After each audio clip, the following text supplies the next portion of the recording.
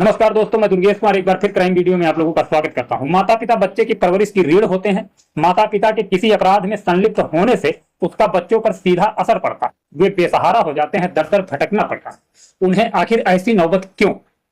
27 फरवरी 2022 से स्टार्टिंग करूंगा। सिर्फ आपको मैं एक प्रदेश का ब्यौरा दूंगा। आप खुद अंदाजा लगाना कि 2 वर्षों में, आज 2024 चल रहा है, 2022 से 2024 तक सिर्फ 2 वर्षों में एक प्रदेश में अगर कितने क्राइम हुए हैं तो आप खुद अंदाजा लगा सकते हैं कि पूरे भारत देश में कितने प्रदेश हैं। अगर सारे प्रदेशों की गणना की जाएगी तो आपको पता चल जाएगा कि आखिर इतने क्राइम क्यों हो रहे हैं, आखिर इतने क्राइम क्यों हुए हैं। आप खुद अंदाजा लगाना, आपको पता चल जाएगा कि टोटल कितने क्राइम 2 वर्षों में पूरे देश में हो चुके हैं।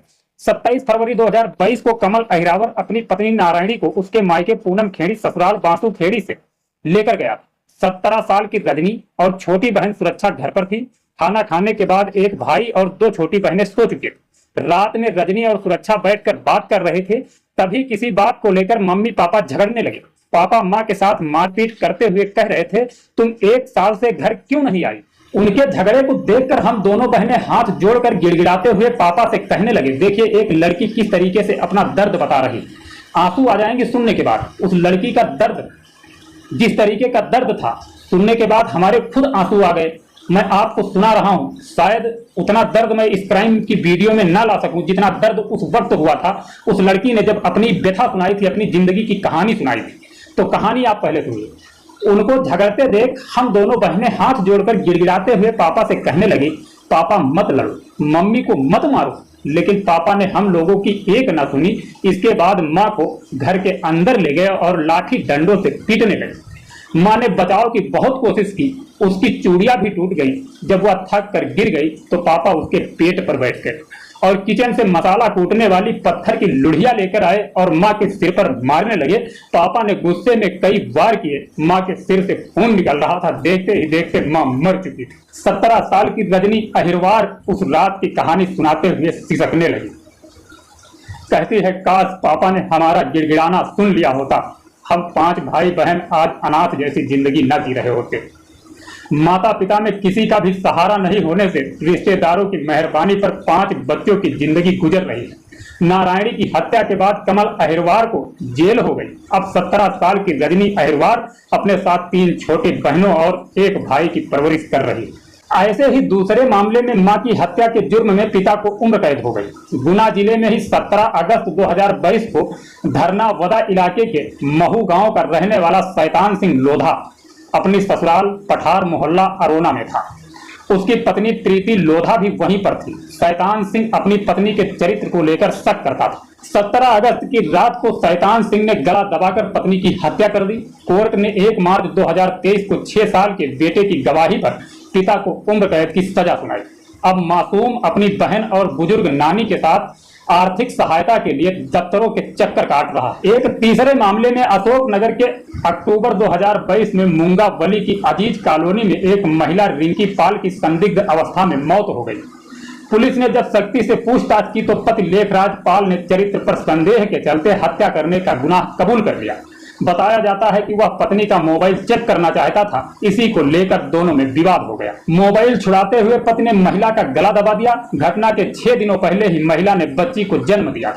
मां की हत्या होने से 6 दिन की मासूम बेटी के सिर से मां का साया हट गया। अब पिता जेल में है और 1 साल 6 महीने की बच्ची की परवरिश का संकट खड़ा। पिछले कुछ महीनों में ऐसे मामले लगातार बढ़ते जा रहे हैं जिनमें माता पिता की गलती की वजह से अपराध होने से बच्चे बेसहारा हो रहे हैं।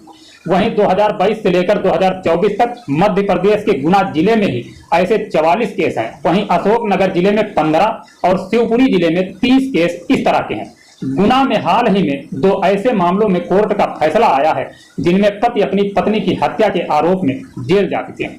अब उनके बच्चे दर दर ठोकर खा रहे हैं। गांव कस्बों के बड़े बुजुर्गों से ये कहते हुए कई बार सुना कि औलाद अगर गलत रास्ते पर चल पड़े तो उसकी शादी कर देनी चाहिए। शादी के बंधन में बंधते ही उसे घर गृहस्थी दिखने लगती है। गलत काम करने से पहले वह एक बार अपने बीवी बच्चों के बारे में जरूर सोचता है।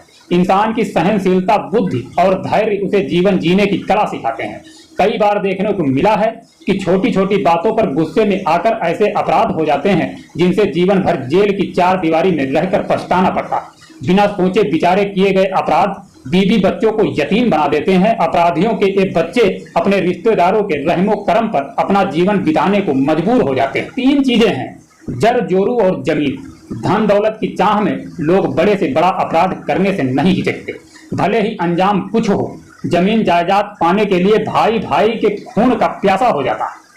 इनमें से जर और जमीन के मामलों में अपराध भले ही कम होते हैं, लेकिन औरत के नाजायज संबंध की वजह से अपराध ज्यादा होते हैं। जब पुरुष को पता चलता है कि उसकी पत्नी के किसी के साथ नाजायज ताल्लुकात हैं, तो वह मरने मारने पर उतारू हो जाता है। मौजूदा दौर में नाजायज संबंधों की वजह से होने वाले अपराधों की बड़ी बाढ़ सी आ गई है। महिला अपराधों की एक खास वजह धर्म भी है। धार्मिक कथा कहानियों में यह सीख दी गई है कि महिलाओं पर पुरुष कितना भी जुल्म करे, मगर उसे पति को परमेश्वर मानकर चुप रहना चाहिए। आज की पढ़ी लिखी कामकाजी नारी जब पुरुषों के अत्याचारों का विरोध करती है, तो पुरुष का स्वाभिमान आड़े आ जाता है। पुरुष भले ही 2-3 औरतों के साथ संबंध बना ले, लेकिन औरत के किसी के साथ संबंध बनाने पर पुरुष इसे पचा नहीं पाता है और आपराधिक बनने से भी नहीं डरता है। महिलाओं को भी जब पति से प्रेम नहीं मिलता है, तो वे कहीं और ठौर तलाश लेती हैं और वक्त आने पर पति को भी रास्ते से हटा देती हैं। अपराध की वजह जो भी हो, लेकिन परिवार में माता पिता द्वारा किए गए अपराध से बच्चे अनाथ हो जाते हैं। बच्चों की सही परवरिश न होने से वे भी नशे के शिकार हो सकते हैं और अपराध की दुनिया की तरफ उनके भी कदम मुड़ सकते हैं। किसी के किए गए गलत कामों पर तुरंत निर्णय करने के बजाय सोच विचार कर निर्णय लेना चाहिए। अपराधी कितनी ही सफाई से अपराध की घटना को अंजाम दे, मगर पुलिस की नजरों और कानून के लंबे हाथों से वो नहीं बच पाते और फिर जीवन भर पछतावा हाथ रह जाता है। किसी को खुद सजा देने की जगह कानून का सहारा लेना चाहिए।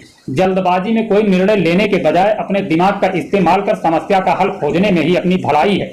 ऐसा करने से अपराध की संभावना भी कम होगी और बच्चे भी यतीम होने से बचेंगे। तो आशा करता हूँ ये कहानी आपको अच्छी लगी होगी।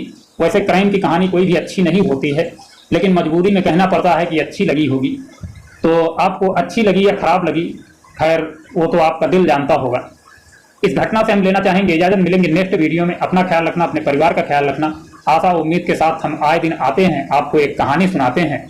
और कहानी इसलिए सुनाते हैं कि शायद आप जुर्म का रास्ता छोड़कर कोई अच्छा रास्ता चुनें, जिससे आपके बच्चे भी खुशहाल रहें, आपका परिवार खुशी से अपनी जिंदगी बिताए, मौज मस्ती में हंसी खुशी एक परिवार में हमेशा दिखती रहे। और इससे ज्यादा इंसान को क्या चाहिए। इंसान के अंदर अगर खुशी है, मन शांत है, सब कुछ है। जीवन में कठिनाइयां हर पल हैं। इंसान इस दुनिया में आता है बेचारा, अपने हालातों से मजबूर होता है, पल पल समस्याएं रहती हैं, लेकिन समस्या में ही खुशी तलाशने में इंसान की भलाई रहती है। इंसान जब अपनी समस्या में खुशी तलाश ले, समस्या का निष्कारण समस्या में ही निकाल ले, तो समझ लो इंसान की जिंदगी सफल है। इंसान अपने जीवन को आसानी से चला सकता है, अपने परिवार के साथ हंसी खुशी से रह सकता है। मिलते हैं नेक्स्ट वीडियो में। जय हिंद, जय भारत।